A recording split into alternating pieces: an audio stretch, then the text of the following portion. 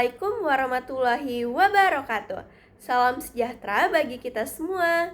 Shalom, Om Swastiastu, Namo Buddhaya, salam kebajikan. Halo semuanya, perkenalkan saya Hanifah Anini Kori dari kelas 1 NC, program studi D3 Administrasi Bisnis dengan nomor MPM 0625 3060 1239. Di sini, saya membuat tugas video mata kuliah Pendidikan Pancasila dengan dosen pengampu saya, Ibu Silvana Oktanisa, Sarjana Ilmu Pemerintahan, Magister Sains. Pada video ini, kita akan belajar tentang bagaimana memahami makna mendalam dari setiap sila dalam Pancasila sebagai dasar negara dan panduan hidup berbangsa dan bernegara, di mana kita akan membahas tentang apa sih Pancasila, apa hakikat sila-sila Pancasila, dan konsep dari 5 sila Pancasila tersebut. Sehingga kita tidak hanya mengetahui bunyinya saja, tetapi juga mengerti nilai dan filosofi yang terkandung di dalamnya, serta bagaimana penerapannya dalam kehidupan sehari-hari.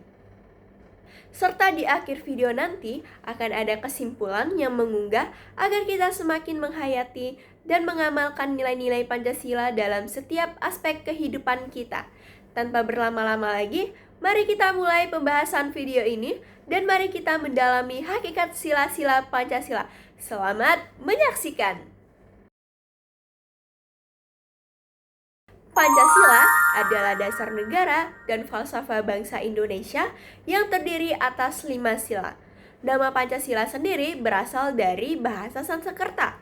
Panca berarti 5 dan sila berarti prinsip atau asas, di mana setiap sila mengandung nilai-nilai penting untuk menjadi pedoman hidup berbangsa dan bernegara, yang mengatur pemerintahan serta pandangan hidup bangsa Indonesia agar menciptakan masyarakat yang harmonis dan adil.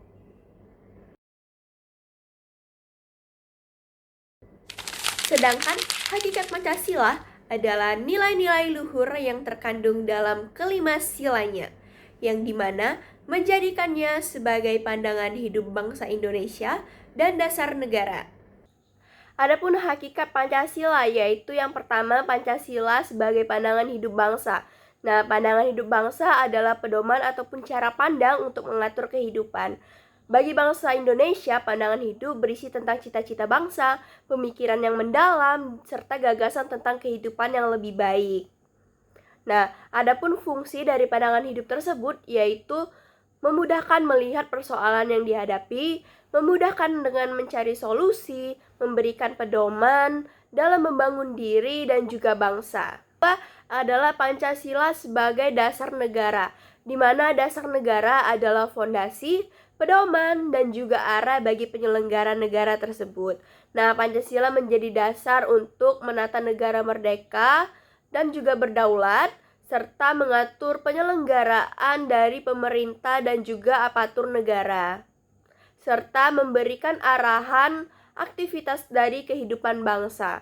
Pancasila juga diterima sebagai dasar negara sejak tahun 1 Juni 1945 karena mencerminkan nilai, cita-cita, serta tujuan dari bangsa Indonesia sendiri. Adapun makna Pancasila sebagai dasar negara yaitu menjadi kepanduan hidup dalam seluruh kegiatan manusia di Indonesia, menjadi arah untuk mencapai tujuan nasional sesuai dengan pembukaan Undang-Undang Dasar tahun 1945 tentang alinea keempat, di mana nilai Pancasila bersifat imperatif, yaitu mengikat serta mewajibkan seluruh penyelenggara negara agar tidak melanggar norma hukum di Indonesia. Yang keempat adalah Pancasila sebagai sumber dari segala sumber hukum, di mana artinya seluruh sistem hukum nasional wajib berlandaskan dengan Pancasila. Kedudukannya sebagai sumber hukum mencakup yang pertama, sumber seluruh hukum di Indonesia, yang kedua memberikan suasana kebatinan pada Undang-Undang Dasar tahun 1945 dan juga menjadikan cita-cita hukum dan dasar dari hukum dasar di negara, serta mengandung norma yang mewajibkan penyelenggara negara bertindak sesuai dengan moral bangsa sendiri. Nah, adapun tantangan Pancasila sebagai sumber hukum Pancasila, di mana Pancasila mulai tergeser karena adanya resistensi terhadap Orde Baru, adanya trauma pemanfaatan Pancasila untuk di kasus politik kekuasaan, serta adanya pluralisme hukum yang menimbulkan disharmonisasi aturan, serta Pancasila hanya dijadikan sebagai simbol, bukan pedoman nyata. Adapun upaya penguatan Pancasila sebagai segala sumber hukum dengan menjadikan Pancasila sebagai aliran hukum yang mencegah konflik hukum akibat pluralisme tersebut dengan menempatkan Pancasila sebagai puncak dari hierarki peraturan perundang-undangan agar semua aturan tidak bertentangan. Nah, ini menegaskan kembali bahwa Undang-Undang Dasar tahun 1945 dan seluruh aturan turunannya harus sesuai dan sejalan dengan nilai-nilai Pancasila. Pancasila bukan hanya sekedar simbol dan dasar hukum, tetapi Pancasila juga adalah jiwa dan identitas bangsa yang membuat cita-cita dan juga pedoman dalam seluruh aspek kehidupan bermasyarakat, berbangsa, dan bernegara, di mana sila-sila Pancasila merupakan satu kesatuan yang utuh dan tidak dapat dipisahkan atau bersifat mutlak. Serta sila-sila Pancasila menjadi dasar yang membangun rasa persatuan, keberagaman, keadilan, dan etika dalam masyarakat di Indonesia.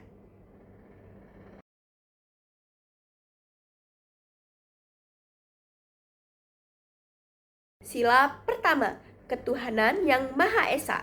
Hakikat sila pertama adalah keyakinan dan pengakuan bahwa Tuhan yang Maha Esa adalah sumber moral dan etika hidup manusia dan menghormati keberagaman agama serta kebebasan beragama. Sila ini mengajarkan kita untuk beriman dan bertakwa kepada Tuhan sesuai dengan agama dan kepercayaannya masing-masing. Dalam kehidupan sehari-hari, kita mengamalkan sila ini dengan beribadah secara rutin, menghormati, dan juga toleransi terhadap umat beragama lain, serta tidak melakukan tindakan yang merugikan atau menodai agama tersebut. Pasal Undang-Undang Dasar tahun 1945 yang terkait yaitu pasal 29 ayat 1 yang berbunyi negara berdasar atas ketuhanan yang Maha Esa, dan pasal 29 ayat 2 yang berbunyi negara menjamin kemerdekaan tiap-tiap penduduk untuk memeluk agamanya masing-masing dan juga beribadah menurut agama dan kepercayaannya itu. Di mana konsep dari penerapannya yaitu melaksanakan ibadah sesuai agama masing-masing serta menghormati teman yang berbeda agama dan ikut menjaga kerukunan antar umat beragama di lingkungan sekitar. Pada sila kedua, kemanusiaan yang adil dan beradab. Hakikat dari sila kedua adalah tentang sikap kemanusiaan yang mengedepankan keadilan dan juga tata krama kepada sesama manusia, di mana ini berarti kita wajib menghormati hak asasi manusia, bersikap adil tanpa diskriminasi, dan juga memperlakukan orang lain dengan sopan dan santun. Di mana pasal Undang-Undang Dasar tahun 1945 yang terkait ialah pasal 28A sampai 28J, yaitu tentang hak asasi manusia atau HAM.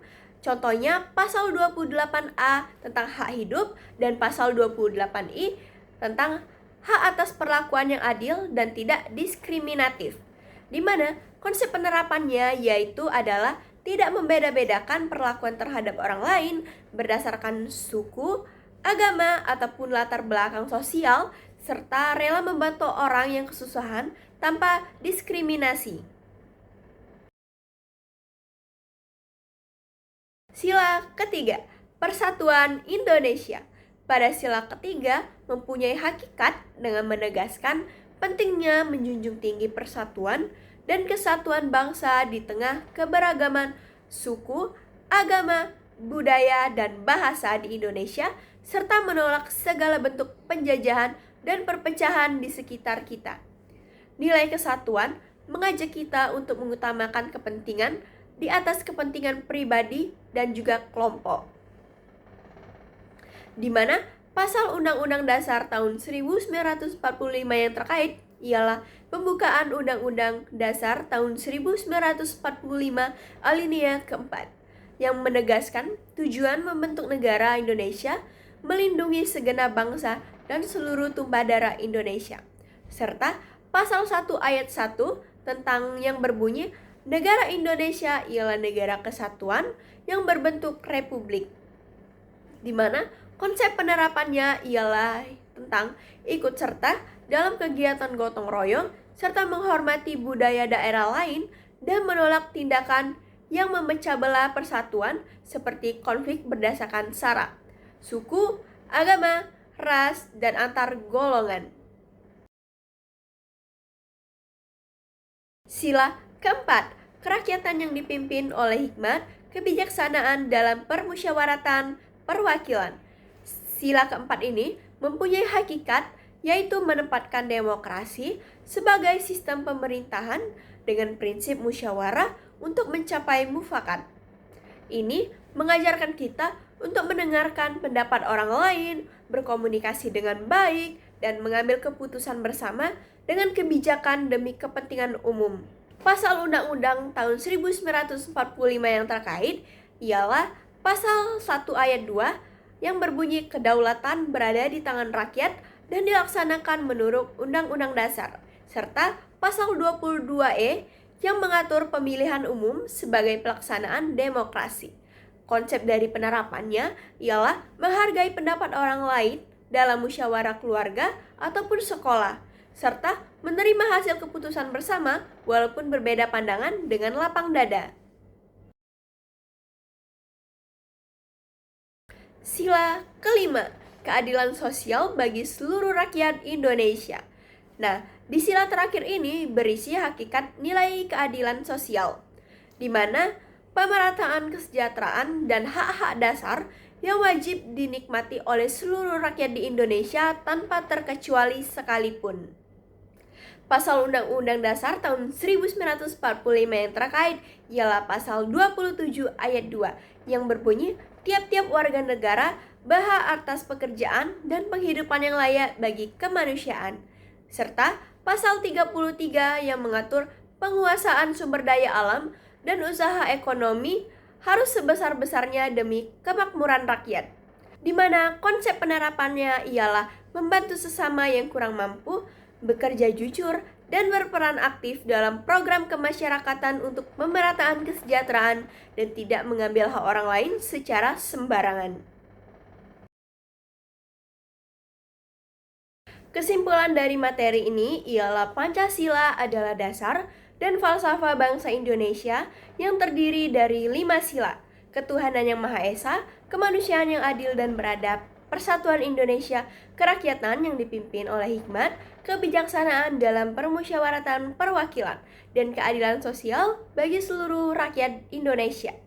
Nah, kelima sila ini menjadi pedoman hidup dan identitas bangsa yang terpadu, di mana Pancasila bukan hanya sekedar simbol, tetapi juga panduan nyata dalam kehidupan berbangsa dan bernegara yang diatur dalam Undang-Undang Dasar tahun 1945, serta diamalkan lewat sikap toleransi, keadilan, persatuan, musyawarah, dan pemerataan kesejahteraan.